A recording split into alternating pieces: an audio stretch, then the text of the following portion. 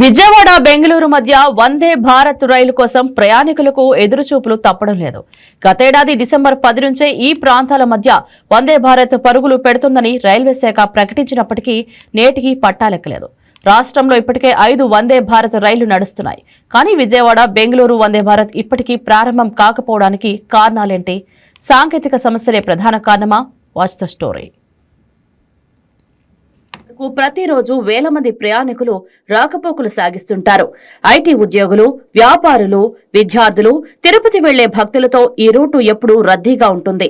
ఇంత డిమాండ్ ఉన్న మార్గంలో వందే భారత్ ఎక్స్ప్రెస్ రైలు ప్రారంభించాలని రైల్వే శాఖ నిర్ణయించింది. వెంటనే ప్రతిపాదనలు సిద్ధం చేసి ఈ రూట్ కు 20711 అనే నంబర్ను కేటాయించింది. అయితే ప్రతిపాదనలు సిద్ధం చేసినంత వేగంగా ఈ రైలు ఏర్పాటు జరగలేదు. మొదట గతేడాది మే నెలలో రైలు ప్రారంభమవుతుందన్నారు. ఆ తర్వాత ఆగస్టు, డిసెంబర్ నెలల్లో అన్నారు.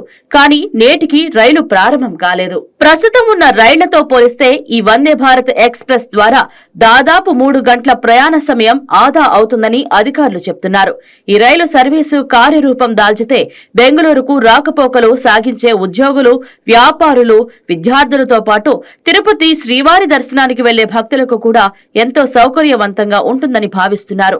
ఈ రైలు ప్రారంభం కాకపోవడానికి ప్రధాన కారణం రూటే అంటున్నారు అధికారులు. ప్రస్తుతం విజయవాడ నుంచి చెన్నై వరకు వందే భారత్ ఎక్స్ప్రెస్ నడుస్తున్న విషయం తెలిసిందే. ఇప్పుడు బెంగళూరు కూడా హై స్పీడ్ రైలు కోసం డిమాండ్ పెరగడంతో విజయవాడ బెంగళూరు మార్గంలో వందే భారత్ నడపడానికి రైల్వే అధికారులు మే నెలలోనే సూత్రప్రాయంగా ఆమోదం తెలిపారు. అయితే కోచ్లు కేటాయింపు, టెక్నికల్ ఏర్పాట్లు పూర్తి కావడంలో ఆలస్యం కావడంతో రైలు ప్రారంభం వాయిదా పడింది. లగ్జరీ ఫెసిలిటీతో తక్కువ టైంలో వేగంగా ప్రయాణించేందుకు ఇండియన్ రైల్వేస్ వందే భారత్ రైళ్లను ప్రారంభించింది. ఏపీలో 2023లో వందే భారత్ రైళ్లు అయితే ప్రారంభమయ్యాయి. మొదటి ట్రైన్ అటు విశాఖపట్నం సికింద్రాబాద్ మధ్య అయితే ప్రారంభించారు. ఆ తర్వాత దాదాపుగా 4 ట్రైన్లు ప్రారంభించారు. ప్రజెంట్ ఏపీలో 5 వందే భారత్ ట్రైన్లు నడుస్తున్నాయి. అయితే ఇప్పటికి కూడా విజయవాడ బెంగళూరు మధ్య వందే భారత్ రైలు ప్రారంభం కాలేదు. దీనికి అనేక కారణాలు ఉన్నాయని కూడా అధికారులు చెప్తున్నారు.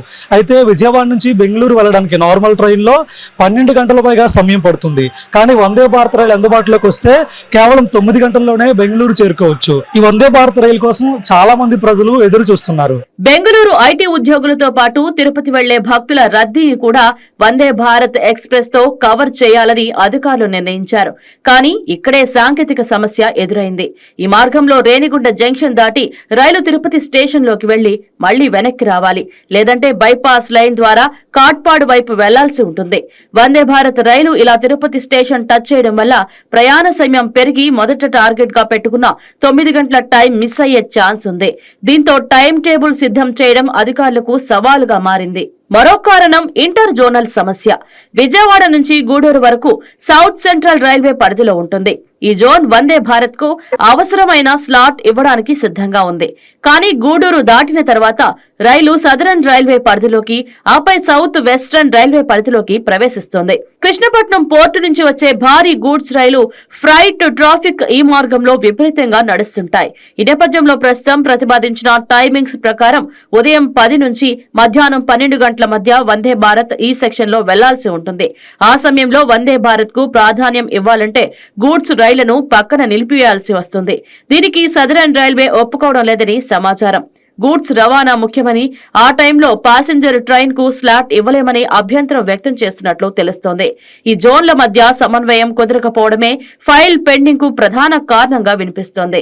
మరో కారణం రైలు బోగీల సమస్య. మొదట ఈ రూట్ లో 16 కోచ్లతో పూర్తి సామర్థ్యంతో వందే భారత్ నడపాలని ప్రణాళిక రూపొందించారు. అయితే విజయవాడ నుంచి బెంగళూరు వరకు పగటిపూట ప్రయాణించే వారి కంటే రాత్రిపూట స్లీపర్ బస్సుల్లో వెళ్లే వాళ్లు ఎక్కువగా ఉన్నారు. ఇక చెన్నై ఫ్యాక్టరీ నుంచి వచ్చే కొత్త రేక్స్ ను రాజకీయ ఒత్తిళ్లు ఉండడంతో ఇతర రూట్లకు మళ్లిస్తున్నారనే ఆరోపణలు వినిపిస్తున్నాయి. ఇక వందే భారత్ కు మరో సమస్య రైలు మెయింటెనెన్స్. ఈ రైలు చివరగా బెంగళూరులోని సర్ ఎం విశ్వేశ్వరయ్య టెర్మినల్ చేరుకోవాల్సి ఉంటుంది. వందే భారత్ రైళ్లకు వారానికి ఒకసారి ప్రత్యేక పిట్ లైన్ మెయింటెనెన్స్ తప్పనిసరి. ఇప్పటికే ఎస్ఎంవిటి స్టేషన్ బిజీగా ఉంది.